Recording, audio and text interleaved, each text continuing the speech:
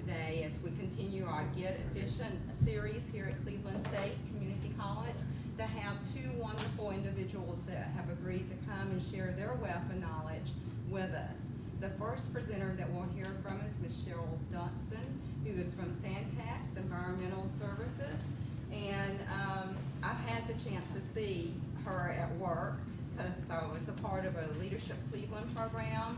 And she is just an amazing presenter, and she knows her stuff. And if you're like me, you're going to learn some things that are going on with both the landfill, but also recycling efforts here in our community that maybe you don't already know. So that's the goal of this. You know, if most of you have been at the other series, you've heard me say, this is about providing learning opportunities for all of us, because there are amazing things that each and every one of us can do on a daily basis that not only might save us money in the long run, but it also, more important to me at least, is saving our earth and extending the life of Earth as well. So that's Cheryl. She's going to go first, my understanding is. But we're also honored to have with us Dan Hooser, and I have to look at my notes for his agency. It's the Southeast Tennessee Resource Conservation and Development Council. There's a reason she needed notes. It's a lot of words. Mouthful. You see why I haven't committed that to memory. I'm doing well this week to know my own name. But we're really excited. Dan has been on our campus multiple times. He's come for our annual Green Day event, and we hope all of you will come this year. It's on April the 13th, 2013, and we want to see you all there. But Dan does amazing work in terms of water conservation, plants, preserving our streams and rivers, and many more things that he's going to talk about with us. And I've had the opportunity to be the recipient of one of his wonderful products at a workshop. We had a rain barrel making workshop on our campus for employees at Lunch and Learn experience, and I didn't think I was going to get a slot because all of the slots were taken, and we had someone the day of call and drop out, and so I slid myself right in that spot, and we've been filling that barrel up and using it to water our plants and our animals, and just an amazing resource and something that didn't take a lot of time, but boy, the benefits that are paying off are phenomenal, and we're ready for a second one. I think Larry back in the back said he's ready for another one as well. So without further ado, I'm going to turn the floor over to Cheryl, and who will be followed by Dan. Thank you, Tracy. I'll be the first to admit I was a little bit daunted when Tracy first asked me to speak, because she asked me to speak about recycling initially, and as it got closer to the event of today, I thought, oh my gosh, how am I going to speak for an hour on recycling? So I got with Tracy, and what I wanted to do was kind of combine the presentation into an informational session about a state-of-the-art landfill, which is where waste goes that can't be recycled, or it should have been recycled and it didn't get recycled, and then a little bit about our recycling program here in Bradley County.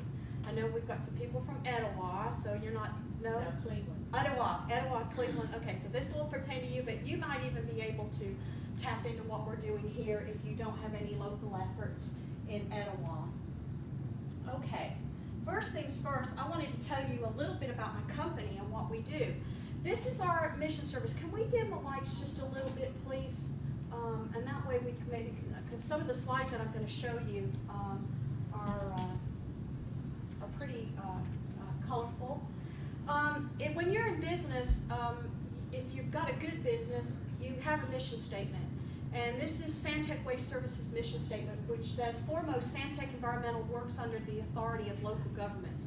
What that means is that every facility that we manage for a local government is owned by that local government. We do not own any of the landfills or the transfer stations that we manage. They're all owned by our public partner, the case here being Bradley County. We also manage the Ray County landfill just across the river in Dayton, and we also manage the Loudoun County landfill in just south of Knoxville. But our mission is to provide the best solid waste disposal solutions with a commitment to cost efficiency and environmental integrity. That is our blueprint for business. That's basically how, that's what we do every day. We're very proud of the fact that Cleveland, Tennessee is our corporate headquarters. And the reason for that is the owner of our company, who started the business back in 1986, is from Cleveland. He's a 5th generation Bradley Countyan. And if you think about it, Cleveland is pretty centrally located to Nashville and Atlanta and Charlotte. So we've got a hub of places that we can work from. This is our corporate headquarters facility there on the corner of 25th and Keith. I'm sure you've all driven by it at some point of time in your life. We own the facility. We inhabit the basement, the 1st floor, the 2nd floor, and the 5th floor. That is all dedicated to our corporate employees. The 3rd and the 4th floor we rent out to a real estate company and a law firm. We have approximately 350 employees, only 30 of which are dedicated to the corporate office. The rest of them are spread throughout the United States at the facilities that we manage. We have 2 affiliates, and they're very, very important to what we do. The first being Santec Engineering. That's the logo for our engineering company. And what we have on the 1st floor is a complete engineering department. And that consists of geologists, professional engineers, designers, environmental monitoring specialists. And what they do is they serve as a helpmate to our landfill personnel, okay? And then we have our waste services company, which is a waste collection company. And I'll talk a little bit more later on about why that is important to what we're doing. We currently manage 18 facilities in a 9-state region. Okay, so we have 3 in Tennessee, but we're also in Alabama, Georgia, Kentucky, Arkansas, North Carolina, Texas, Ohio, and I'm sure I've forgotten one, but we're there in 9 different states.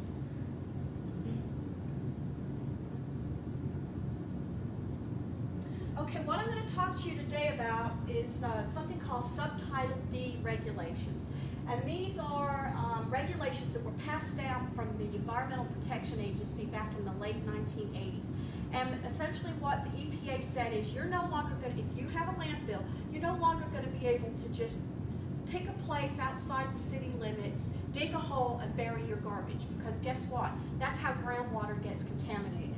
So Subtitle D is a derivative of Subtitle C, which is the hazardous waste regulations. Subtitle D is about solid waste or household garbage.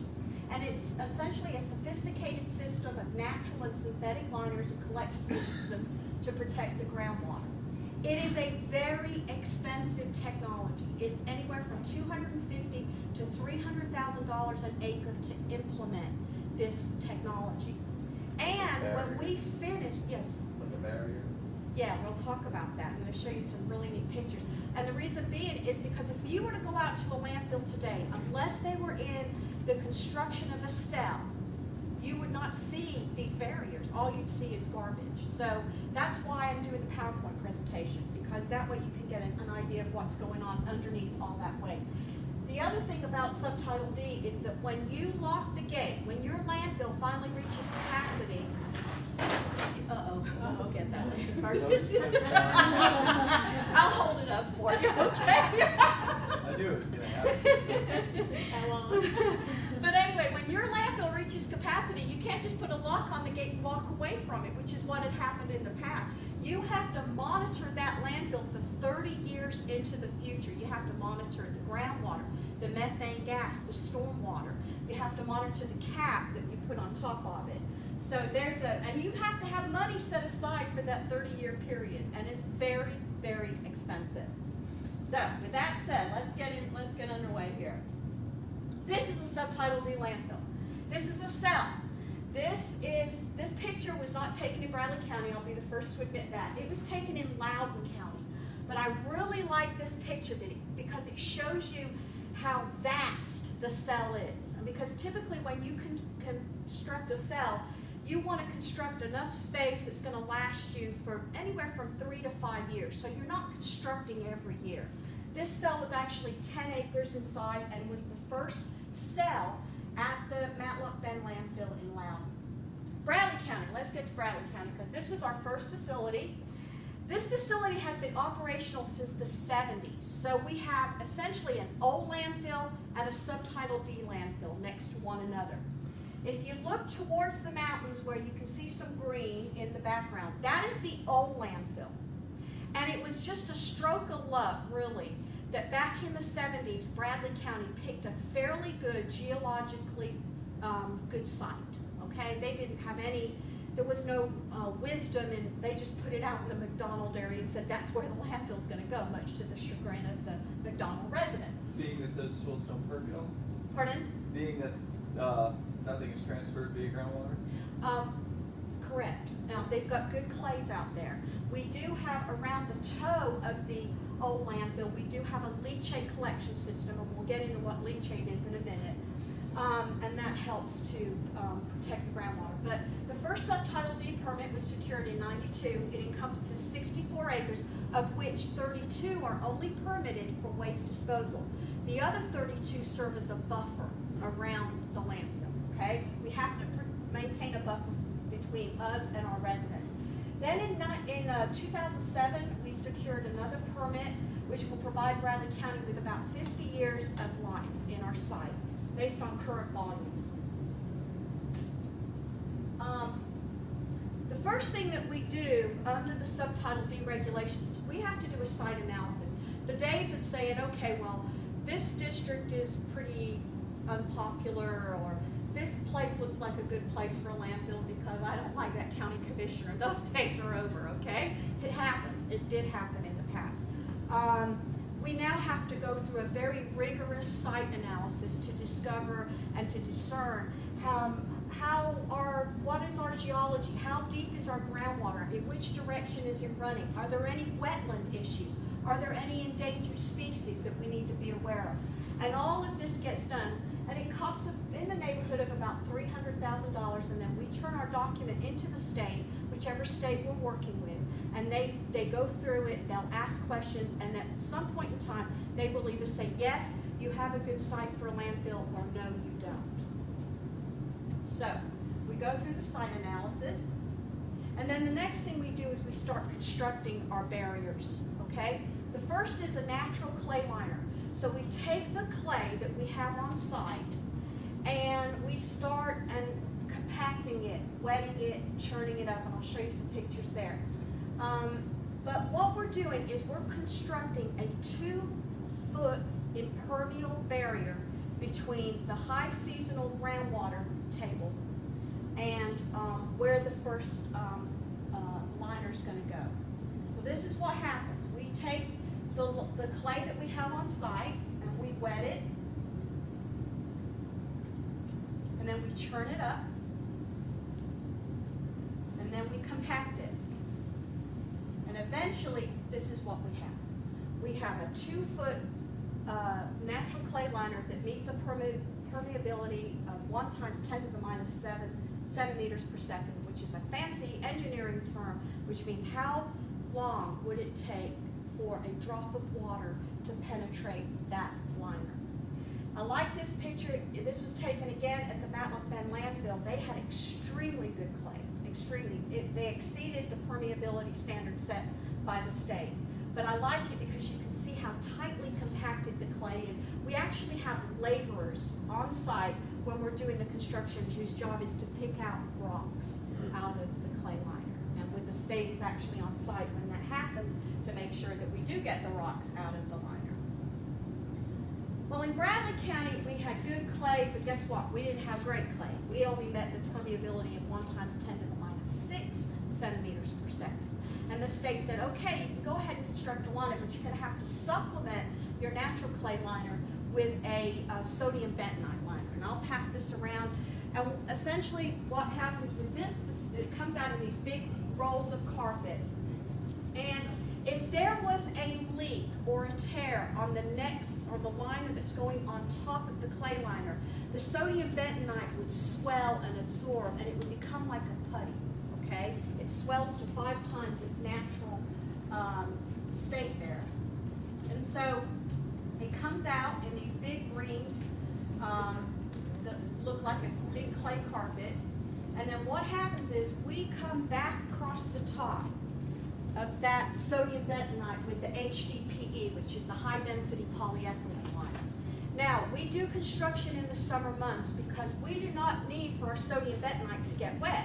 If it gets wet, we've defeated the purpose. So as soon as we've laid the sodium bentonite down, you can see where we're coming across the top with the high density polyethylene. You'll also note in the slide that there's indentations in that cell. There's indentations that run through the middle of the cell and around the cell. And that's for pipes, because essentially what we are creating is a huge bathtub. So any rainwater that falls on the cell will go through the garbage, creating leachate, which is garbage juice. And we drain the cell. Yeah, garbage juice. That's what contaminates your groundwater. And it's very concentrated with heavy metals, okay? So we're draining the bathtub, and when I go into the schools, I'll say to the kids, what happens when you take a bath and you keep the faucet running and you don't pull the plug? And they'll say, it overflows. Same principle applies to the landfill. We cannot have more than 1 foot of leachate on the bottom of the liner at all times.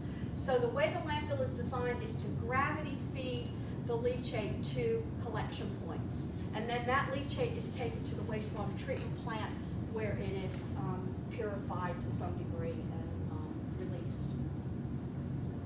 Okay, what do you not see in this picture? Pardon? Well, there's just people. Okay, what do you not see that you saw in the other picture? Oh, the white stuff. The sodium bentonite, correct. This picture was taken in Loudon where they had really, really good clay. But I like this picture because you can see how laborious it is to construct this cell. Because obviously you can't have a 10-acre piece of liner, okay? So that's what these guys are doing. They're putting that liner down. And then what this gentleman does is he comes along and he welds together the pieces of liner. And then those welds are tested by a third-party quality assurance quality control person. We'll get into that in a little bit. Well, we're going to put pipes down, like I said, and to make sure that the pipes don't get clogged, we cover the pipes and the liner with a geotextile fabric. And what this does is it just keeps any sediment from working its way down and getting stuck in the pipes, because again, we've got to maintain that 1 foot of head on the bottom of the liner. And then what this gentleman is doing is actually sewing together the geonet. And if he was to look up at you right now, all you'd see are his eyes. Because we're doing construction in the summer months, it's extremely hot on that liner. It's probably in the neighborhood of 110 to 115 degrees. So he's totally covered, because this is all he does for a living to protect his skin. He's got a ski mask on, he's got gloves on, he's got sweatshirt on, he's got sweatpants on, and that's, again, to protect his skin. So this is what the cell looks like. We've got the clay, we've got the sodium bentonite, we've got the high-density polyethylene, we've got the pipes that are being placed in those crevices there, and then on top of that, we've got the geonet. And that's what a pipe looks like. It's just a high-density polyethylene pipe that's perforated, okay?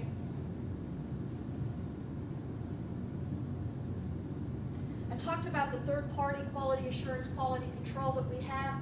The gentlemen in the vest are the landfill construction crew. They're out there making the liner, welding it together, making sure that it gets down properly. The gentleman in white with the clipboard is the third-party engineer that is going to essentially certify that the cell has been constructed properly. That certification will go to the state of Tennessee or the state of Ohio or the state of Georgia, wherever it is we're managing a landfill, and they will tell us, yes, the landfill has been constructed properly, or no, it hasn't, and you can't put any waste in it. So his job, his role is very important to the entire construction process. Then, we're still not finished. To protect the liner, we come across the top of the geomet with 18 inches of sandstone pea gravel. And this is the most tedious part of the construction process, because that piece of equipment can never move off of the pea gravel. Otherwise, it's going to just disturb the integrity of the liner.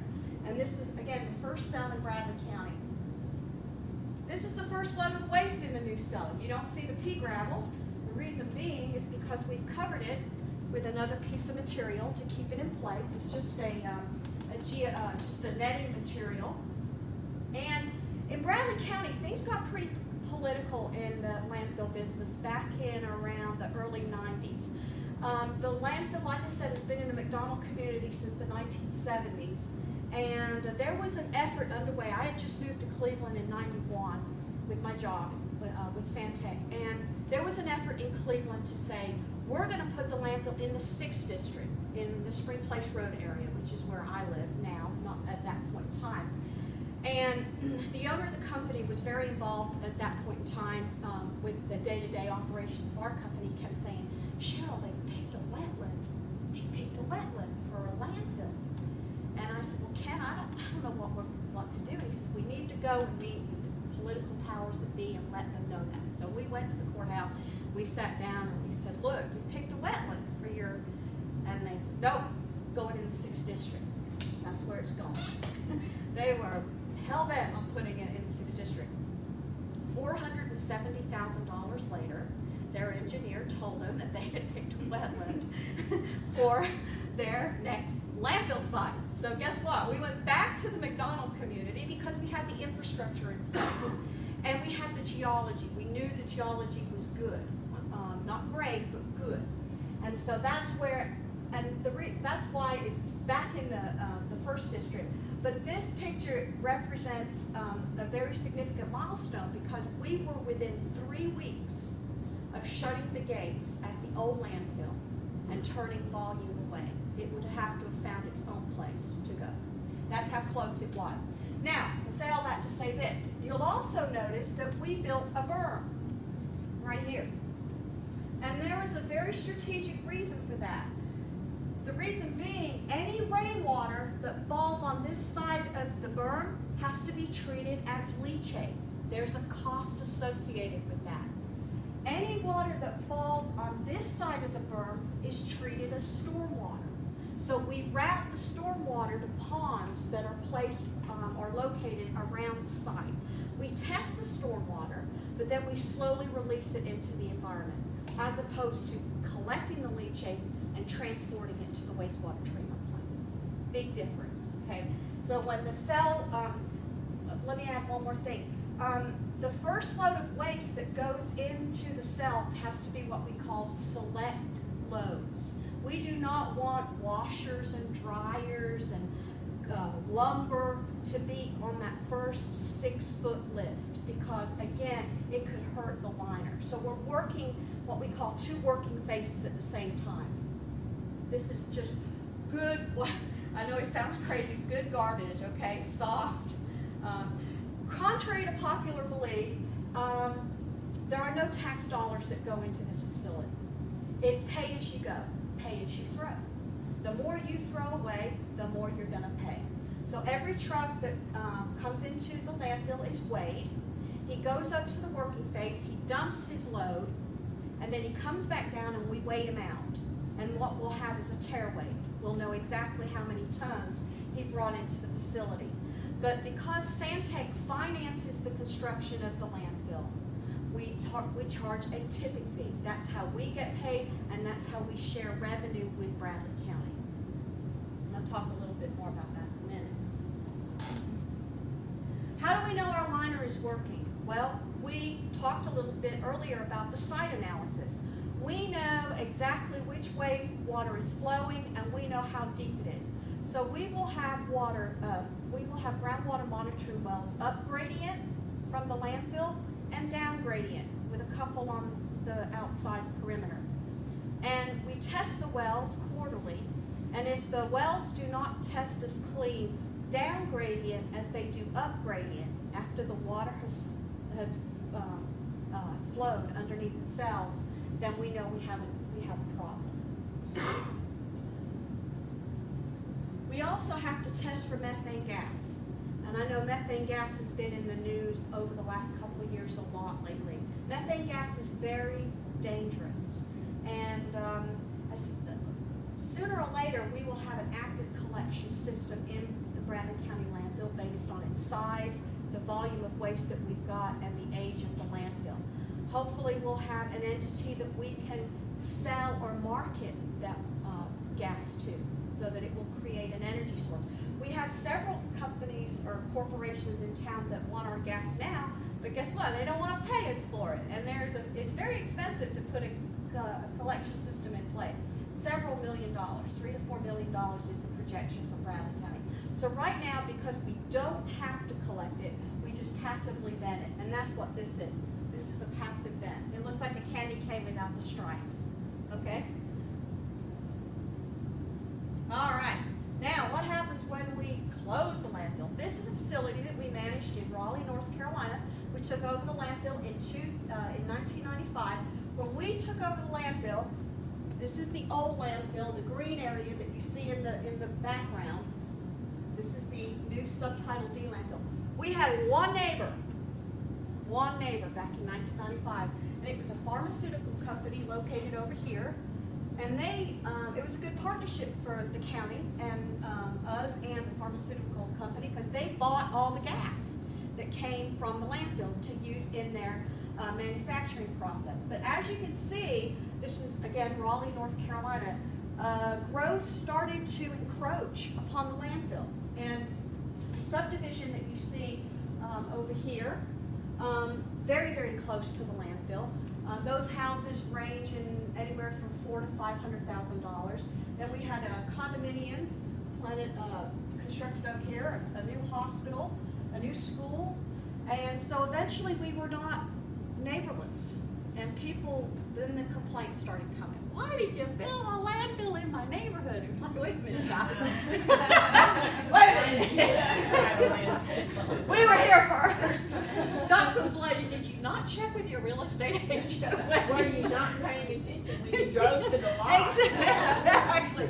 Because we would get complaints from the people in the neighborhood over to the back, because we have alarms on our equipment. When they back up, they beep. Oh, yeah.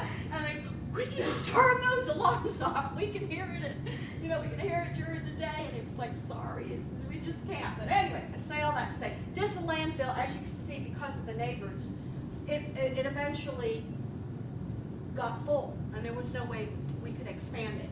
So the landfill closed. What happens is when a landfill closes, we use the technology that we've taken on the bottom, and we reverse it, okay? So we have created, right, wrong, or indifferent, a huge encapsulated tomb of waste. The reason for that is to reduce the amount of leachate that is being generated from rainwater that falls on the landfill and through the garbage. So we come back with plastic, clay, and then grass. And eventually, the hope is that leachate will subside, and there won't be any more go into the wastewater treatment plant. It does require, though, 30 years of monitoring, and that's what that site is currently in. It closed in 2007, so they're 5 years into their 30-year monitoring period. Does it still produce gas? Oh yes, it will produce gas probably for the next 12 to 15 years, and then because of that cap, and because we slowed down the degradation of the waste, it'll subside. There won't be any more. So that is what post-closure care looks like. And so they say, well, what happens after the landfill closes? What do we do next? The site that we just showed you, or that I just showed you, has become a huge park in Raleigh. It's very well used, walking trails and the likes and that. Here in Broward County, on older portions of the landfill, we worked with our local Keep America Beautiful affiliate to create a nature center. So we actually have an arboretum out at the landfill with special trees. I bought a tree in memory of my father-in-law, and we have a boardwalk, and not a lot of uses for old landfills. You don't want to build on top of them. These structures that you see in the slides were built on barrier or buffer, okay? There's no waste actually underneath these facilities. And so can't build build a building on top of that landfill because number one, you don't want to disturb the integrity of the cap. Number two, methane migrates to the point of least resistance. So guess what? It usually goes into buildings, and there have been horror stories in our industry where people come in and they turn on the light switch, or they light a cigarette, and guess what? Kaboom! And so we've got to be mindful of the methane issue even after the landfill is closed. Okay, let's get to recycling in Bradley County. Believe it or not, we do recycle. We have 3 centers. The first being at the landfill, and the slides I'm going to show you coming forward are from the landfill. We also have a recycling center on Peerless Road, and we have one on Urbane Road. And these sites are very well used. Each site, landfill sites open every day the landfill is open. Peerless and Urbane Road are open on alternate days, okay? Bradley County owns the recycling centers. Santec manages the center at the Bradley County facility. We take in a variety of products, cardboard, mixed paper, glass, 3 colors, aluminum, plastics number 1 and number 2, but that was expanded a couple of months ago by the Bradley County Mayor to include all plastics. So now if it's a plastic product, you can get rid of it. Electronics are accepted at the Peerless Road Center. Tires are taken all week long at the Bradley County landfill. By law, we cannot bury a tire. We cannot bury a tire. We are mandated by the state of Tennessee to collect them, put them on trailers, and transport them to a recycler. White goods are what I talked about earlier. Your washers, your dryers, your old appliances that don't need to go in the landfill that a metal recycler would love to have. Those are taken all year round at the landfill. Batteries, lead acid batteries, and waste oil. The last 1, 2, 3, 4 tires, white goods, and batteries and oil only at the landfill. Okay, here's what our center looks like at the landfill. It's pretty rudimentary. It's not sophisticated, but it works.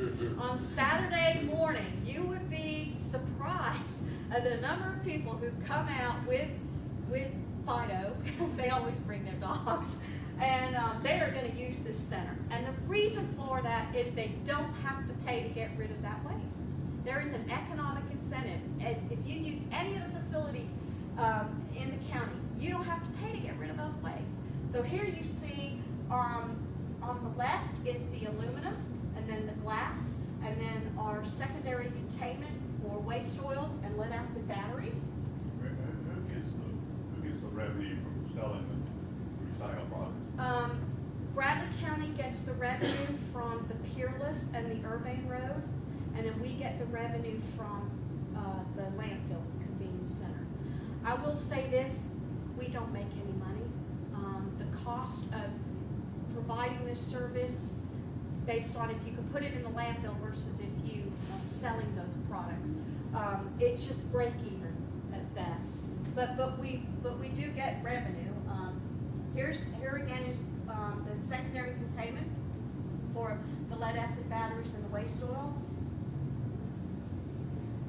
We have a glass crusher and a can crusher, and those pieces of equipment were purchased with grant money.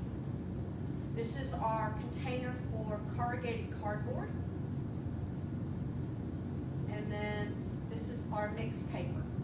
And the same type of setup is at Urbane and Peerless Road. All it takes is people taking the time and effort to do it. Again, here's a picture. Hey, We don't have it. Sorry, go ahead. When you say that there's no cost, that means that those cars don't go through the scales. Right. They don't go on, number one, they don't get weighed. They go to if they take the time to sort and separate their volumes or their waste streams, they can use these and they don't get charged. Unless, the opposite of that is, say somebody doesn't take the time to recycle and they've got 5 bags of garbage or less, they pay to use the convenience center at the landfill. They still don't cross the scales, but they pay per bag to use the center. Okay, here's our recycling totals for 2011. And this represents totals from all 3 sites. Cardboard, 142 42 tons, mixed paper, 472, glass. Aluminum, we don't get a lot of aluminum, guess why? People get money for it They other do, yes, places. exactly. Batteries, we didn't see any batteries in 2011, which was really strange. People brought them out to the household hazardous waste event in April, but they didn't bring them to the landfill, and I believe it has something to do with the battery dealers charging or encouraging people to bring the batteries back to them because they can get a better deal on their new battery. Don't quite understand it, but oil, tires, that's a per unit cost, total 58,000 tires. White goods, 12 ton. Electronic. Another thing about electronics, the Peerless Road site is not, when I say properly contained, it is. It's just that it's easy to access after hours, and people are starting to learn that electronics are kept there, and they're stealing the electronics. Go figure. Plastics, 39 ton. This is a poster that we have used as a marketing tool. It is literally all over the country. Anatomy of a landfill. It's just a colorful rendition. If you want a poster, sorry I should have brought some with me, but I didn't even think. I was headed out the door. If you want a poster, let me know, and I'll get you one.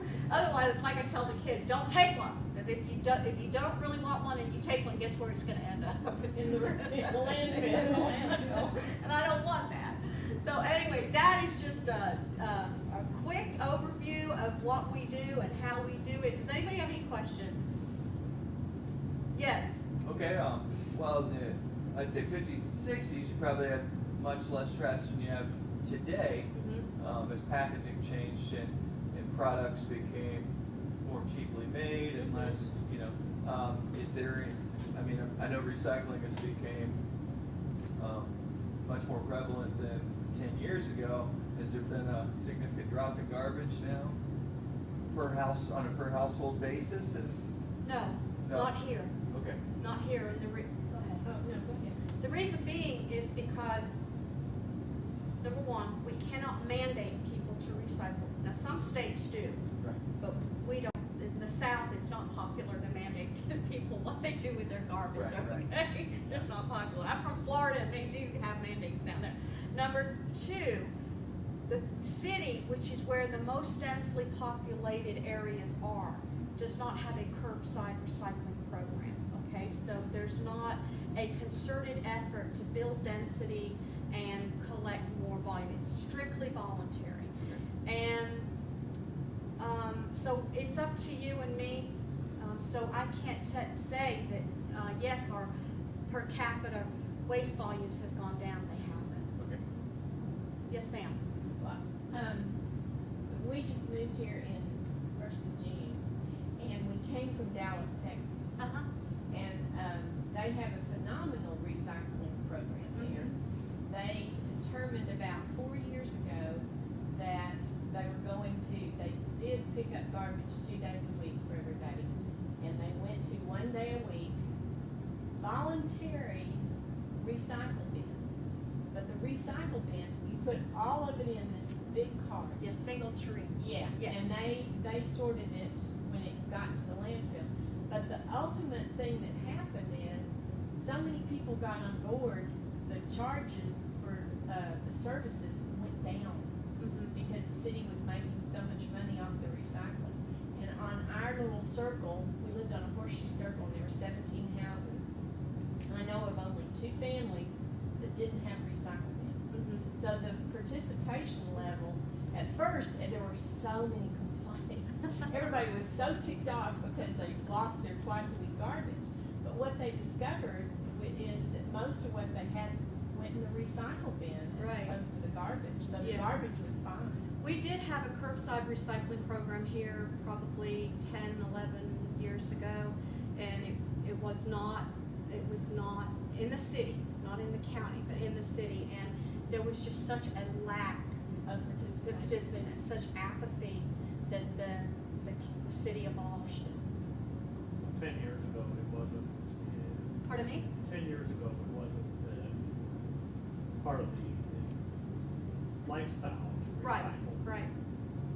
Dallas ran into that same problem, but in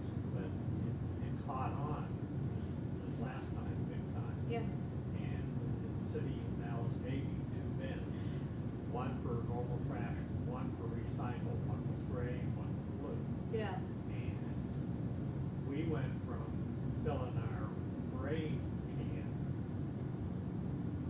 once a week and a little bit of the recycle, filling the recycle and maybe 1 or 2 bags of trash in the gray can. So it would take us a month to fill the gray can, is what it is, but every week or every 2 weeks we can fill the recycle. I'm curious to know if the city of Dallas gave some incentives. They have some things called now Recycle Bank, and what happens, no? No, the incentive the incentive Was your lower cost. was the lower Yeah. cost. Because the fees were going up. Right. The fees were going up. Gotcha. And after they put everything in place, we know the person that runs the whole, the director Yeah. there in Dallas, and she did such a great job of really setting it up, and it got to a point that there was businesses coming to them and quoting better prices for the material. Right. And so they started making a profit. Right. Well, and I think that the whole environment has changed because one of his posters was about the kids going and learning about clean water and the things that are there. So I think that the schools are educating the young people about the use of the environment and environmentally friendly things and what you do when what you put down the drain ends up in the river, what it does or doesn't do. Right. And so I think that the whole mindset for recycling is gradually changing, so it's a much more positive thing now than it was.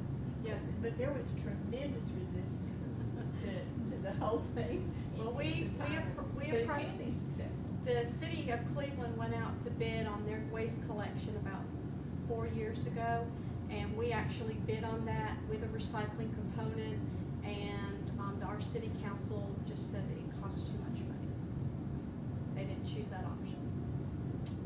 But building a landfill costs, I mean, if you fill your landfill twice as fast, you're, But let me say, I agree with what you're Right. saying, but what you don't realize here locally is we don't get any city of Cleveland volume. okay, It all goes to McMinn County. okay, okay, Yeah. City of Cleveland does not bring Bradley County landfill any garbage. okay. Yeah. That, it goes to McMinn. Yes, it goes to McMinn County. We won't get into the politics of I that. just say it has to be That's real good politics. I sure spent a lot on gas taking it a long way away.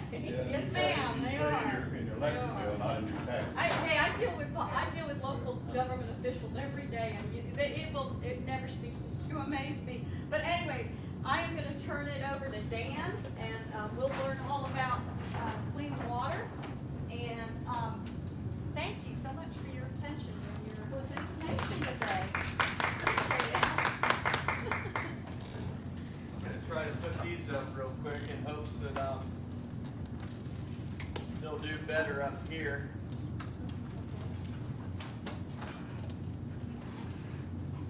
Yeah.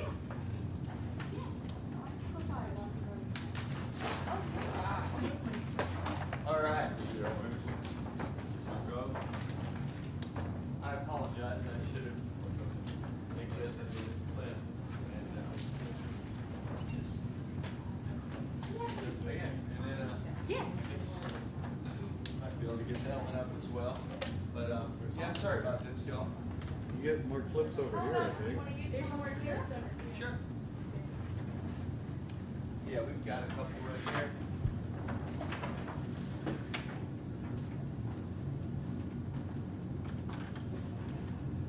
Thank you, Tristan. Sorry. I can go up high. That's as high as I can get it. All right, y'all, so the poster placement isn't great, and I apologize. But I want to encourage more of an open forum discussion, and afterward, y'all can take a look at the posters, hopefully if they're presented well enough to even be read, which I hope they are. But after I talk about these things, y'all can look at them further. I didn't prepare a PowerPoint slide today, and I'm not used to really long talks, and so I want to encourage this to be an informal discussion, and y'all to ask questions as we go. I'm going to talk about a few things. I'm Dan User. I work for Southeast Tennessee Resource Conservation and Development Council. That covers a 12-county area in southeastern Tennessee. No, I don't know the counties to which I can name them very quickly, but pretty much from Monroe and Blount all the way out to Sequatchie. We do Bledsoe, that area. Those kind of formulate our borders. And we used to be under the U.S. Department of Agriculture umbrella, similar to the soil conservation districts. And last year we lost federal funding. The federal funding was one employee that played the role of a coordinator for these districts. And the idea is that they promote resource conservation in addition to rural development. And so there's a lot of programs to help educate people, and also, a lot of these groups have no-till programs. A lot of these groups have educational programs, things like this. A lot of these groups manage grants for resource development or for resource conservation and so forth. And so our group, generally, we have a few programs. We have a mountain snorkeling program in which we pay the Forest Service over in Bradley County, or over in Polk County, as well as Monroe County. We have 3 snorkeling sites on the Consaga, the Wassee, and Seneca Creek up in Monroe County. And the Forest Service has a program in which they take kids snorkeling for 3 to 4 hours. There's generally 30+ fish species that can be viewed at these sites. We're in an incredibly diverse, Tennessee River Basin is incredibly diverse as far as fish and aquatic assemblages go. And so these kids are able to see a lot of different fish species, a lot of different fish families. They're able to pick up turtles and all this. Anyway, the program normally costs about $25 per student. And many of these kids from underserved communities, both rural and inner city, could never afford that sort of field trip. And so I've written like 4 grants this year in order to try to, we generally pay $20 per student to send them out there and participate in Jim Harrigan, the Forest Service program. We generally talk to them about watershed science, teach them about what fish families they're going to find. I usually teach them about macroinvertebrate sampling while we're out there. And we're going to start adding more of an element of sending stuff for the teachers to actually teach these kids prior to coming out, and then do a pre and post test if we get a Fish Wildlife Service grant we put in yesterday. And so we're able to pay for, I want to say generally we've paid for over 1,000 kids to come snorkel in the program. We do have them pay $5 each because they found that if they didn't charge them anything, oftentimes there were more no-shows, which the Forest Service is paying for people to get the equipment out there and all that. So no-shows, obviously, they're still spending money to put people to work that day. And so, yeah, I believe we've sent about 200 kids per year in the last 4 or 5 years out from inner city areas, and a lot of rural 4-H clubs, boys and girls clubs in the summer, and then in the fall it's more schools and stuff. So that's one of our programs. In addition, our main niche is kind of managing Clean Water Act grants, and I'll talk about the Rain Barrel workshops in a little bit. That's kind of a spin-off of our Clean Water Act grants. And so these in 72, I believe, Nixon signed the Clean Water Act. Well, in 1986, they saw a problem. They were like, well, we really didn't address non-point source pollution that comes off of private lands. So much of our pollution comes off of private landscapes, fertilizers, pesticides, a lot of bacteria that comes from cow manure, people's septic system failing, all these types of things. Nutrients being nitrogen, phosphorus, potassium, and so forth. Just to name a few. Obviously, oils and things like that. Heavy metals that, but in low amounts. But after a big after a big flush, all this stuff enters the streams at once. And so we find that. And so we have 4 of these Clean Water Act grants now. And we have them for a few areas. This kind of shows it here.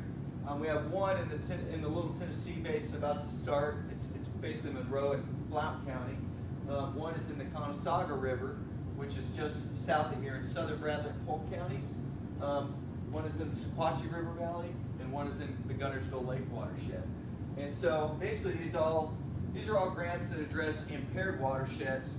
Basically the state every state samples waters and finds that if they have really high bacteria counts or really, really low biotic integrity, like if there's just a few fish there, and no bugs or things like this, and that's generally an issue caused by extensive sedimentation.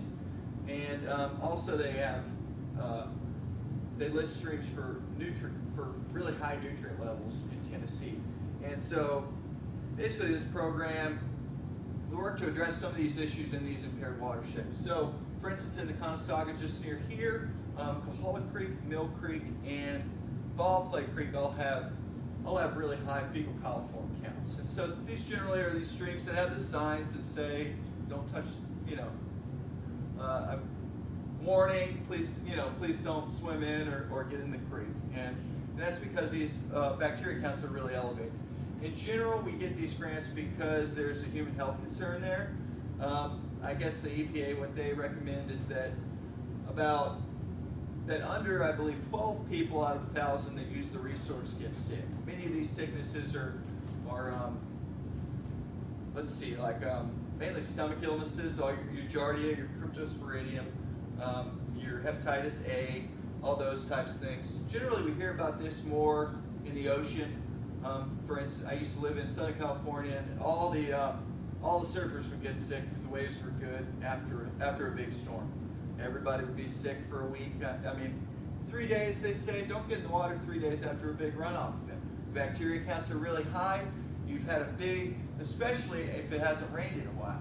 You've got bacteria building up on the landscape. You've got many cattle farms within floodplains that become inundated. Generally, a cow patty can keep bacteria growing for 75 to 90 days, up to like 110 degrees. So these things stay hot. I mean, there's a lot going on bacteria-wise. There's a lot of faulty septic systems around. Cheryl's mentioned the soils are pretty poor perking around here, and so septic systems don't work very well. When TDEC goes out and says, okay, this stream has really high bacteria counts, they list the reasons why after they've looked at the landscape. In general, farming practices, oftentimes we think of cattle. Cattle can defecate within the creek if they're given access, and also these portions of these patties can flush into the system during big events. And in addition, when septic systems have a failure rate of 50% in some areas, I mean that's a really that's kind of some causation for these really high bacteria counts. In general, I guess in Tennessee they use E. coli as the standard. And generally they're using E. coli, and this isn't the really bad E. coli that people die from. This is a subset, that's a subset of E. coli that accounts for very little of our actual E. coli. But it's an indicator for all these other things like crypto and Giardia. It just says there's a lot of fecal waste and fecal contamination in our waters, and so there is a health concern there. And so we get these grants, and basically what these grants we try to address, we generally get these grants for where there's fecal coliform, really high counts. And these counts are generally low until we get a big runoff event. And then they can kind of go through the roof sometimes for a few days. And basically the portion they left out of the Clean Water Act was on private property. And so really due to private property rights, we can't mandate anybody to do anything. And so we try to incentivize these things. And in the Conasauga, we're working with 3 or 4 farmers right now to fence their cattle out of streams to where they can't. I guess a cow defecates about 10 times as much as a person when they're hanging out in the stream all day long. That's a lot of waste. They're drinking 50 gallons a day. That's a lot of all that urine's going in the stream. So that's really what you see in those dry periods. If you have high counts during dry periods, you are seeing that. So I mean, I'm not picking on them. There's also people just using fertilizer, just using chicken manure, which everybody uses around here, which really helps people's hayfields really grow well in dry periods and stuff, and it's great. But when they overuse that all flushes, or some of that can flush into the water systems, and so in the septic systems as well. But we try to incentivize people to farm better. And so right now we have a project on this gentleman's property. He's got about 100 acres, 40 head of cattle, and we're fencing off both of his ponds. We're fencing out intermittent drainage, and we're helping him with cross fencing, writing a rotational grazing prescription for him. We're providing him alternative watering for his cattle, and so his cattle are able to drink cleaner water. They actually maintain higher growth rates. They get sick less because of this.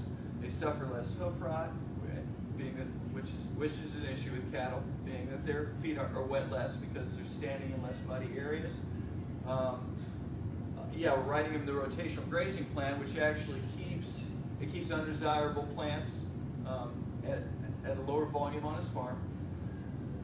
I'm trying to think what else. Also, the rotational grazing, it allows better grazing efficiency.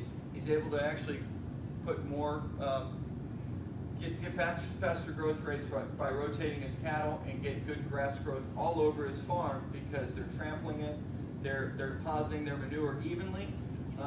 Something we want to tell these farmers is you don't want your nutrients to all run downstream. You want to save your nitrogen for your own farm.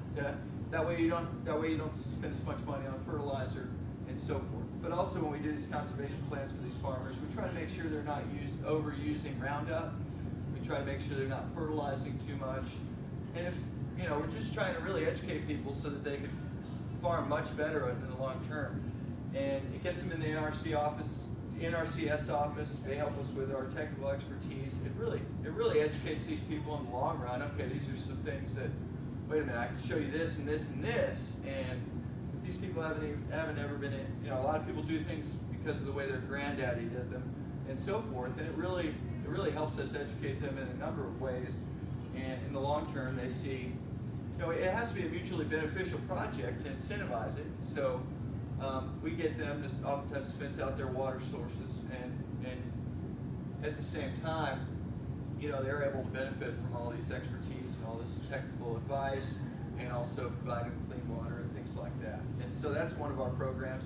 We also have a program in which we help fix people's faulty septic systems. If you said you live near a spring place, so that's in the Consaga. I'm in the Consaga watershed area, and I'm wondering if the guy you're helping is my neighbor. Well, we fixed some septic systems around there. We fixed You've got about 400 acres and about a bunch of cows. Yeah, I actually haven't had one over there. Okay. More Old Fort area, we've had some farms over there. Uh-huh.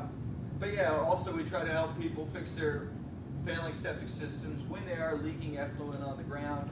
We try to make this we try to increase community involvement by making a variable cost share rate where, say, if somebody's right next to a stream where it really is adding significant bacteria to that stream, every runoff event, then we cost share at a high rate. Whereas if it's not that much of an issue, long term for the grant to go, we still want to help out everyone as much as possible. We do reject systems when they're like really far away from any stream. But that cost share varies from like 20 to 60% or something. And otherwise, unless people can't flush the toilet or unless there's a foul smell when they take a shower, oftentimes a lot of people just start going to fix their systems. And so this kind of incentivizes that. And we also even have we try to teach people how to maintain their septic systems. Some people actually don't know there's a septic system in the ground at their house. And oftentimes we also find, well, I haven't seen a lot of them since I started this job, but people still have straight pipes out there. People still have 50-gallon drums and that have rusted out, that are their septic system, that was built in the 1930s or something. And so, long term, we're trying to incentivize some maintenance, and we're trying to educate these people and give them pamphlets for how to take care of their stuff in the long term. And, the first step is probably them knowing it's in the ground, how to maintain it, and so forth. And that's kind of something that's a part of our programs. Also, we tend to do a lot of education outreach. We really try to, our snorkeling program's part of this. We try to really teach these kids. As I heard the other day, someone said, well, none of these kids that are high school age even talk to their parents, but the kids that are in 4th grade and 5th grade are like, Mom, why don't we recycle? Mom, why don't, wait, you're wasting water when you just run this, and so forth. And so, so we also have outreach events, and the snorkeling is one of our outreach events, and it's not really connected to our Clean Water Act grants, just because the state of Tennessee won't accept that as match. But we do the rain barrel workshops. We've done a couple here at their Earth Day, and we have this partnership with Coca-Cola, in which they donate post-consumer rain barrels, and so they donate those to us, about 20 at a time, and we go places and try to distribute them to the community.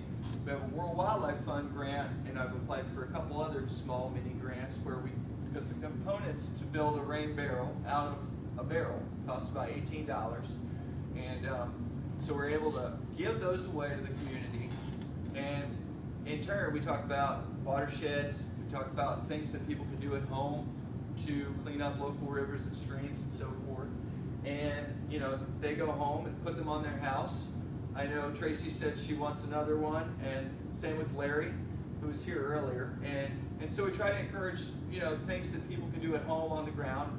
Also, it counts as non-federal match toward these grants and stuff, and so that's helpful for us as well. And yeah, I have a poster here that I made for an event recently. I apologize, I've been an utter failure with regard to poster hanging today. But yeah, so we have these plastic barrels generally, and we have folks take them home. We have folks build them on site. This is the one that occurred at, right here, and we put them together for them, and we tell them how to connect them to the gutter. And in essence, this is stormwater practice. Basically, I think we're over here. I mean, this is the same thing most stormwater folks are trying to accomplish. Is you have here, this is kind of what a stream hydrograph looks like. In general, this is flows. On this axis is flow, or your discharge in a stream. This would be your time. And this is a rain event here in this time frame. Sorry, I'm kind of sloppy here. I should have done a PowerPoint, and I apologize.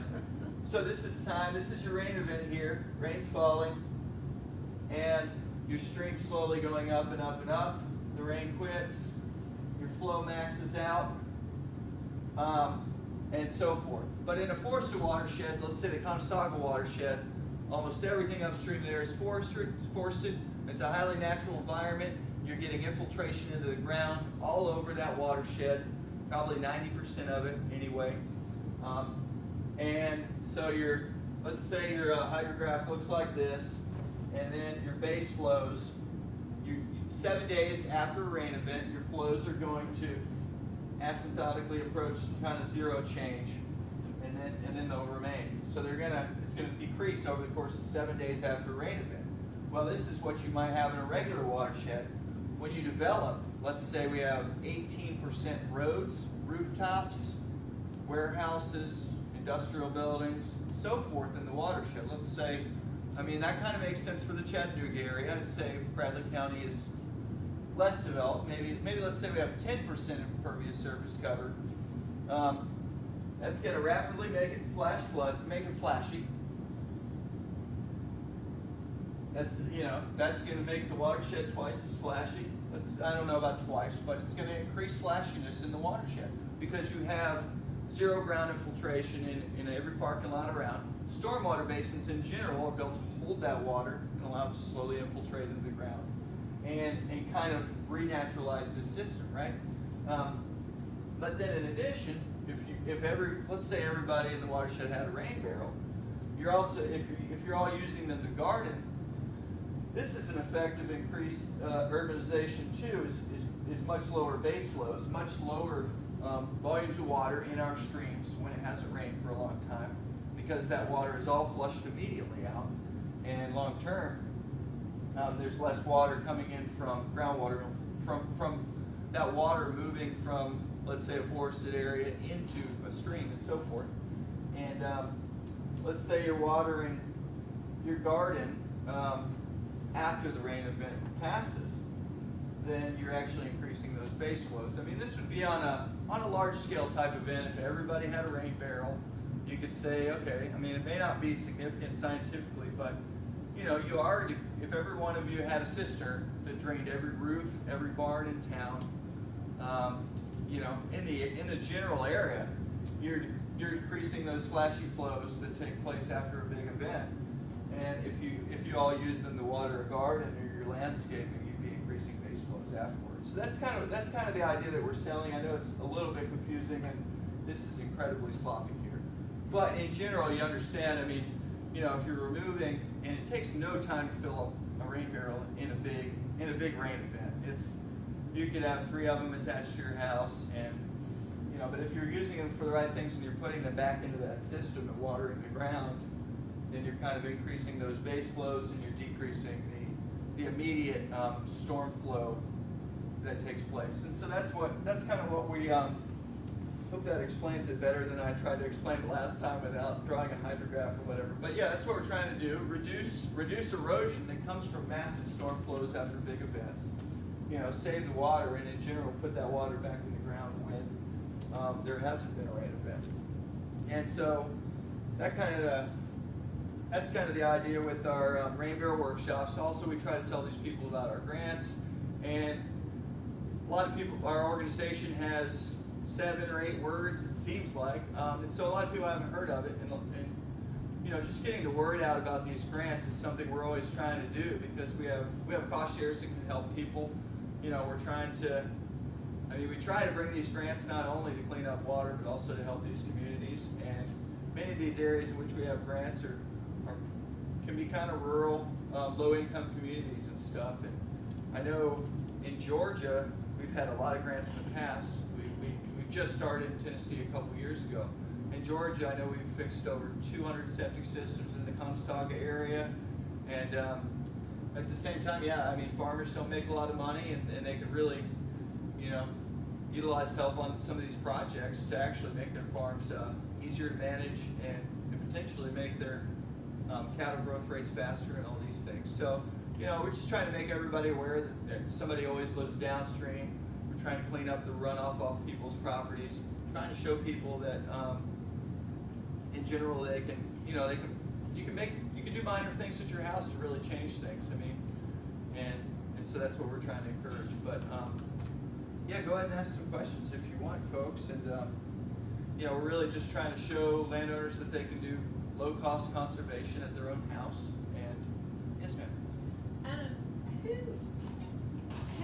I see the catch basins especially in the newer developments. It seems like if you develop a plot of land, you have to have a catch basin.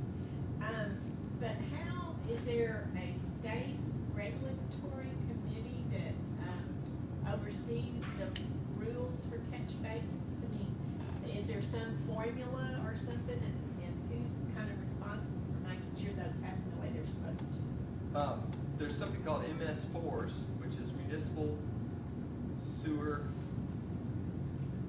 There's 4 S's.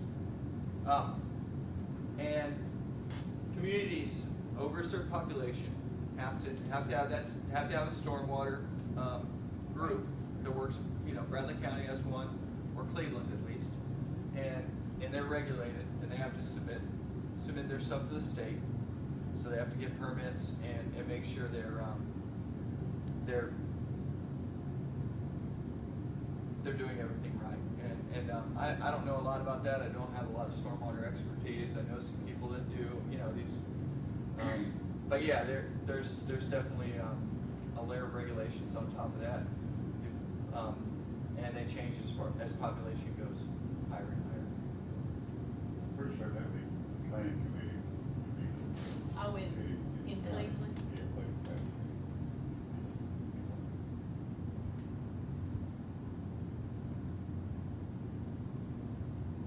Dan, we talked a good bit about the septic tanks. I think in our home, we have an alarm system because we had a problem with ours at one time.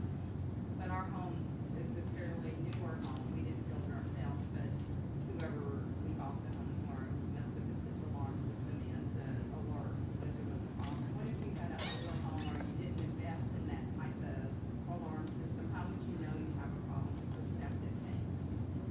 a lot of people have cooling effluent outside, and a lot of people have, the heavy nutrients that come from effluent. Also, the grass might be twice as green and twice as high. You can see that readily when you can't see that cooling effluent. And a lot of people have issues where they do flush the toilet and a horrible smell comes out, and they're scared to death of what might happen. Same thing with taking showers, we hear that. And but in general, a lot of people seemingly aren't motivated if it's in the backyard.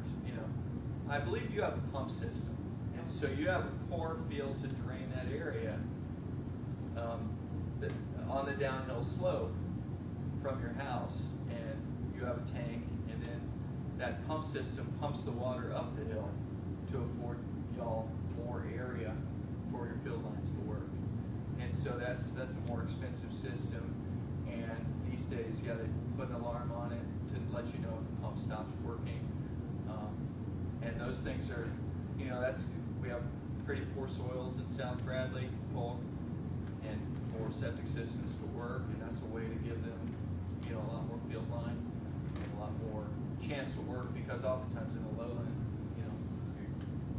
you're not going to be able to drain it all, so if you pump up the hill, you get a better chance for it to work properly.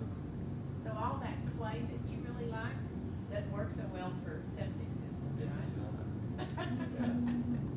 And what she said about bentonite clay, I used to work in Wyoming for the BLM, and I got stuck in bentonite clay for about 18 hours out in the desert. But it did swell up 5 times its own normal size, and yeah, I was stuck in the desert in a truck, like 20 miles from anywhere. But yeah, so they're not, the soils around here aren't perfect for septic systems. There's ways to get around that through experimental systems and things like that. But obviously sewer is better long term, and What about like beavers and stuff like that in the streams? They block your flow. I mean, beavers do good and bad things. In the east, they're generally a pest, and can generally put some people's fields underwater. There's a reason those are good fields oftentimes is because your alluvial soils have been deposited long term. So almost anywhere, all the great farming land that's along, that's at least in 50-year floodplains or something like that, because those soils come from headwater areas and are loamy soils. Those loamy soils are generally deposited by rivers and streams and stuff. And so, yeah, out here we look at them as a pest, but out west where they have, it really depends. Out here we tend to have a grading system. The Mississippi River is always moving because sediment is actually always deposited.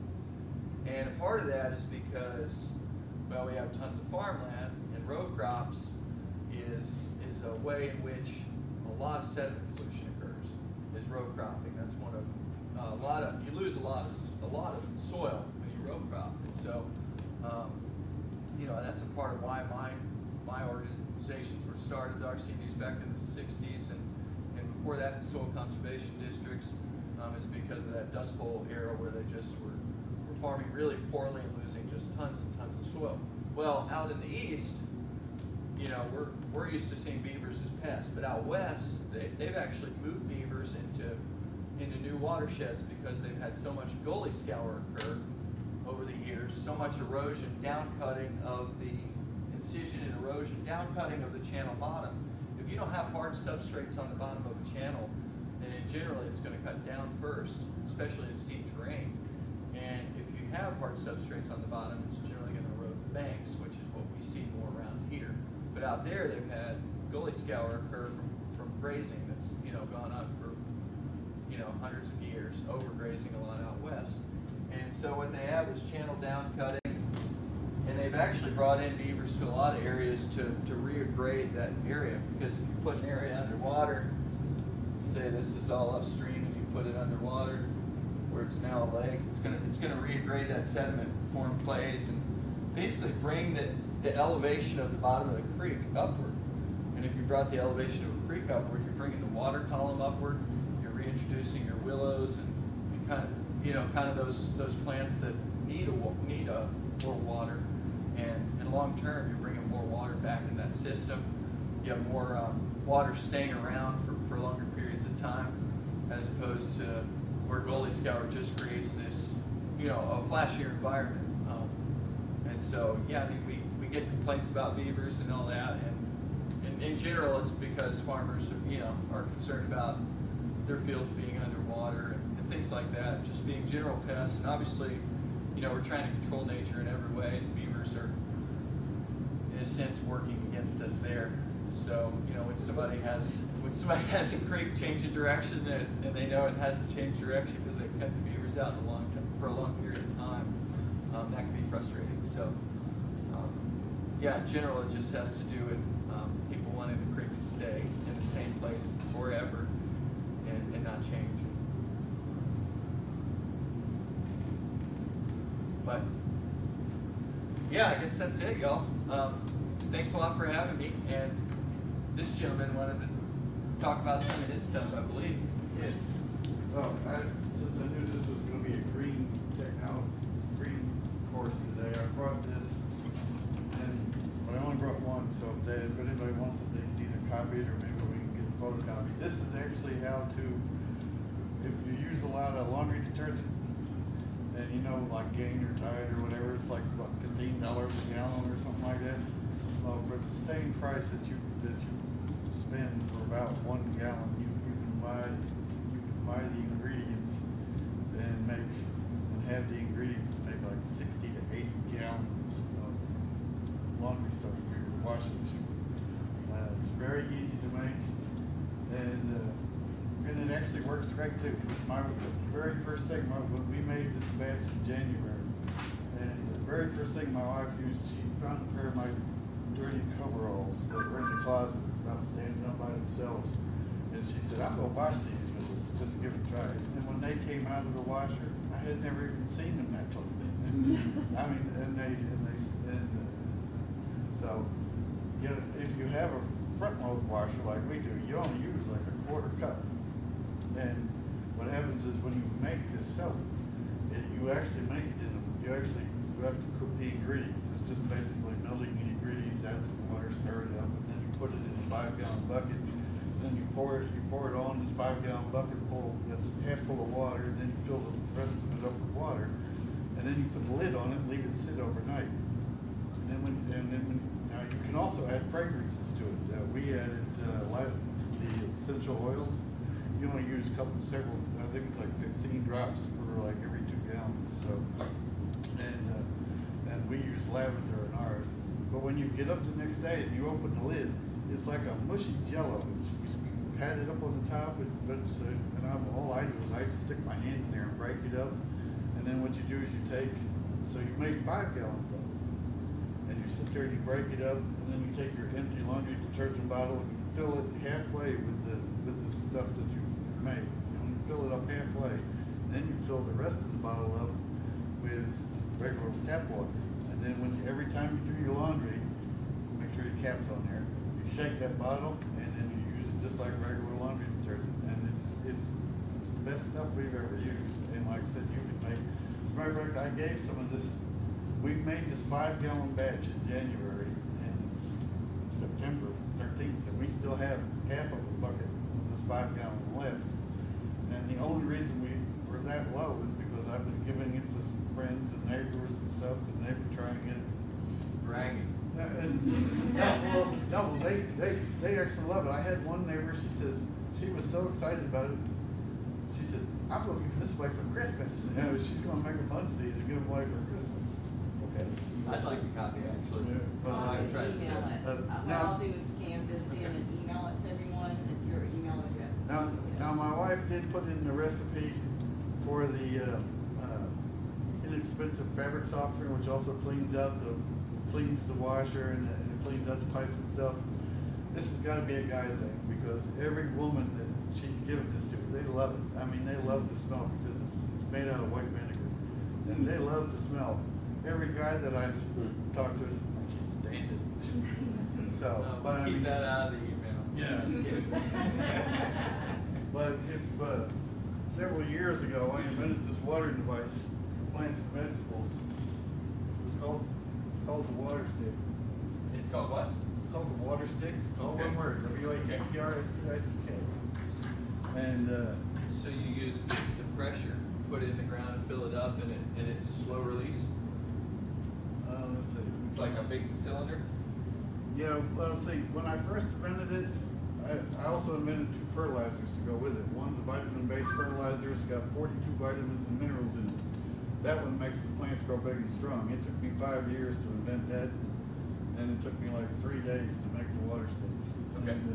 But and the first year that I actually used it, in the first week of July, my tomato plant was 10 feet tall, and I forget how many pounds we had on it.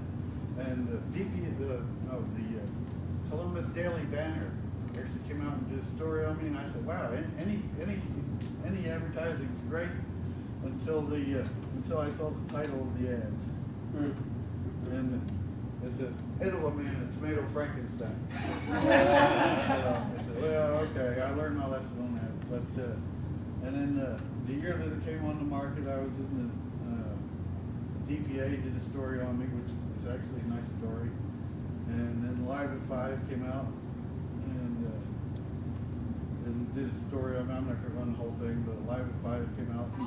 This gives a whole new meaning to the big picture. Tomato plants, they grow taller than 20 feet. Pumpkins that tip the scales at over 100 pounds. Not impossible. John Dewey, East Tennessee, says that you can grow them too. Live advisor they able to tell us how. And then this is when they came to my house. John Dewey, you got a wall. Why still go? It actually shows you how you plant with the water stick. Plants love to grow and grow This- and grow. What's the secret? John invented the water stick grow system. Every year, notice the problem. Population gets bigger and bigger, but the available farm land gets smaller and bigger. So I had to find out try to find more ways to grow smaller Well, space. And what happens is In comes the water stick. the water sticks a round ring. AKA the Super 42 Premium Plant Vitalizer. Ring bars. Formula he developed by accident.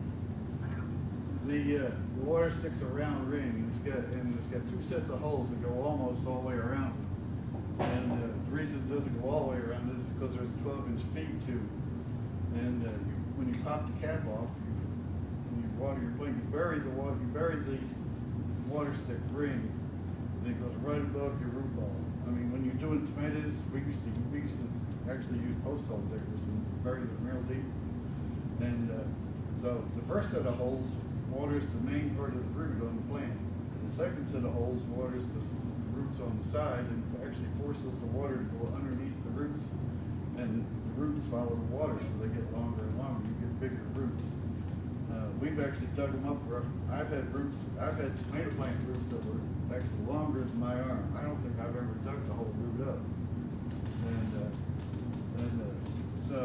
But you have 12-inch feet to it. You pop the cap off, and then you put a funnel in there, and you water in there. You use less water because you're watering at root level, and you use less fertilizer because you're fertilizing at root level.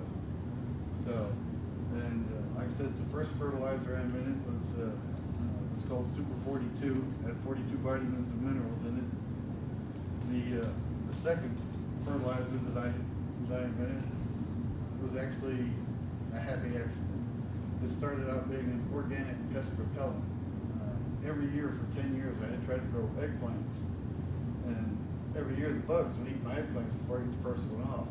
So one year I decided to throw 7 dust on the plants. I said I didn't really want to, but I did anyway. And we had a stupid Rottweiler go out there and whip the 7 dust off the plants. So I had to go wash it off. And then I remembered one year, one of our dogs had a real bad flea problem. And in an 1857 book, I found this recipe for how to keep fleas off the dog. And the recipe was so old, you couldn't get a lot of the ingredients anymore. So I reworked it and I gave it to the dog, no fleas. And she didn't have any fleas. 5 straight years I gave it to her. She never had a flea on her. So I took that formula and I reworked it again so I could use it in my water stick, hoping that it would do the same thing to the plants. And it did. No bugs.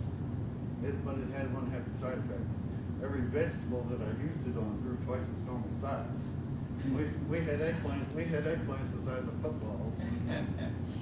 I used it on one of my tomato plants. in this video I showed you, I used it on one of the tomato plants, and every tomato on that plant was 2 pounds or more. I got a photograph in here somewhere of my hand here, and there's, the biggest tomato I got was 3 3/4 pounds. Now, it's not pretty looking, it's got big bulges here, here, and here, but I mean, it was a just monster tomato. And, so, other than being a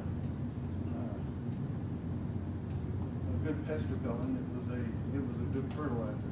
That sounds like you should get that, I have it patented. you have it patented? Oh, yeah, I have it patented. Okay. I know they put out, USDA put out like $15 million in grants this year because they don't wanna, Well, see, for figuring out how to dry farm better because they're worried that extreme heat and drought may not go away. It certainly may be more prevalent. And so instead of trying to pay off every time, a drought does occur, and I hope this year was an anomaly, please. but they're trying to figure out ways to better farm during dry environments. And so what he's talking about is something that, you have almost probably no surface evaporation because you only have this much water touching the surface. right, see, because when you water root levels, I'll go over here. Let me see, let me get it over here. When you're watering at root level, you don't need that much water. This lady has a question. Well, what I wanted to know is how do you find out what watershed, that you live in? I mean, if you live in Bradley County and you wanna know what creek your property watersheds onto or into, how do you find that out? Well, in general, where do you live? Well, we're building off of Old Parksville. Okay. So Old Parksville is generally the Tennessee. I don't know exactly which road you're talking about. It drains into Parksville Lake, maybe? I have no idea. Okay. Well, generally large ridges are. That's why I'm asking. If you looked at a map, if you looked at like a USGS map, you see large ridges dividing where streams form, and you look at where they go, and if your house, if the closest creek near your house that runs, you just have to look at a map and see where the topo lines are, see where ridges are, see which side of the ridge you're on, and what the nearest creek is. Look where that creek flows, and then you probably see you live in the Tennessee River system, and the stream closest to your house probably drains to Parksville Lake, or the Ocoee system, which is a part of the Tennessee system, and so that goes, through 10 dams in Tennessee, leads to Ohio and Paducah, Kentucky, and the Conasauga actually goes out to Mobile Bay. So just right around here, we have a pretty extensive divide. It's high enough to have a divide just 15 minutes away from here, where a lot of that water drains into Alabama and into Mobile Bay. The rest of it goes up to Paducah, Kentucky. But in general, that's the way you figure it out. I don't know of a website. There's some cool websites out there, but there's several different sized watersheds they talk about. U.S. Geological Survey has them where they all have a 5-digit watershed might be like the Tennessee River drainage, and a 10-digit watershed is a 100,000 acre watershed, and a Huck 8 drainage tends to be a 4-digit, or a Huck 8 drainage tends to be a 400,000 acre watershed. So there's different. But and in general, there's titles. Obviously watersheds describes all different scales. If you had a little creek outside your house, that might, that's a small watershed. And then, when you talk about the Tennessee, that's a larger watershed. And then you're also a part of the Mississippi River drainage, of course, as well. So hard to say. Really a relative question. But I guess I'm done. I did want to show you what happens when you water with this was on the market for a very short time, because what happened was the year that it came out on the market, 2 weeks after that interview that I had with Ladder 5, I got hurt at work, and I couldn't walk for a long time. And then when I could walk again, we were going to get this back on the market. Unfortunately, that's when Hurricane Katrina happened, and the factory where our $35,000 mold was right there on Gulfport, Mississippi. So it ended up in the Gulf of Mexico. But I had to do a video just to show people, because everybody said, you can't get that much water down that little tube. And so in this video, I'm not gonna show it to you, but in this video, I actually poured 1.5 gallons of water down that tube in like 30 seconds. But let me show, I do wanna show you, now this is the second week in April, when I planted these tomato plants. I'm gonna show you the same plants 4 months later, in the second week in August. Hold on here.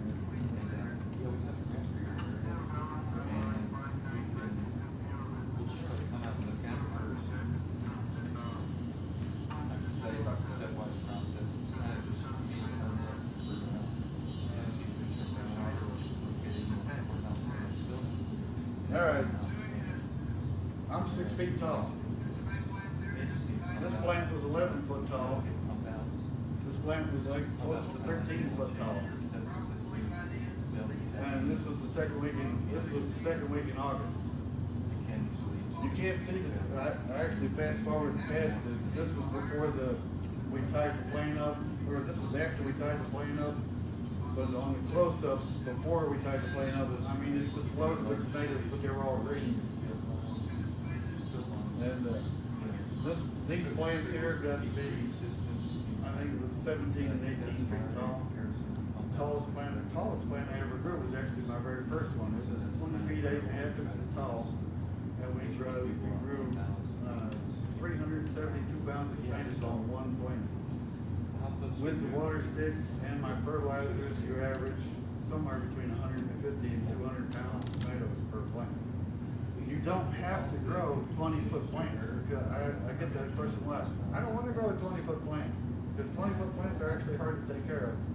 I had a big truck then. I had a big truck that had ladder racks on it, and what I would do is pull down next to the plant, because we started off using 1/2-inch galvanized pipe and 1 3/4-inch galvanized pipe to hold the plant up because it was so heavy. I would pull the truck down next to the plant, throw boards across the ladder racks, and then I had an 8-foot step ladder that I put on top of the boards so I could get up, and I still couldn't go all the way up to the tops of the plants when I grew to 20 feet tall. But if you don't want a 20-foot plant, say you only want one that's 6, 8, maybe 10 foot high, when it gets to that height, you just cut off the top. And instead of growing up, it'll grow bush out. And so, but the 20-foot plants, the big plants are more impressive if you're trying to sell it in the market. So, but that's it. Yeah, I saw that. Thank you so much, John, for adding that information to our conversation. And before you leave, Ms. Sherrill, we'd just like to say thank you. You're welcome. So much for your time today and your presentation and the information you provided us. I enjoyed it. Good to meet you, Cheryl. Bye. And for those of you who were able to remain with us to the end, thank you for being here. We really appreciate your time and presence. And our next program is on Friday, the 21st. And it's Doug Wright. If you listen to him on the radio, he does the home remedies talk show. Yeah. Let me, No, it's next, the following Friday, the 21st. oh. Hope you'll be able to join us. 6 o'clock. All right. Okay. Thank you. Yeah, that would be good. I mean, that's up our alley. We like to do home Yeah. remedies. Uh-huh. That's one of the reasons. Yeah, we're likely to come out again next year. We just got there a little while left.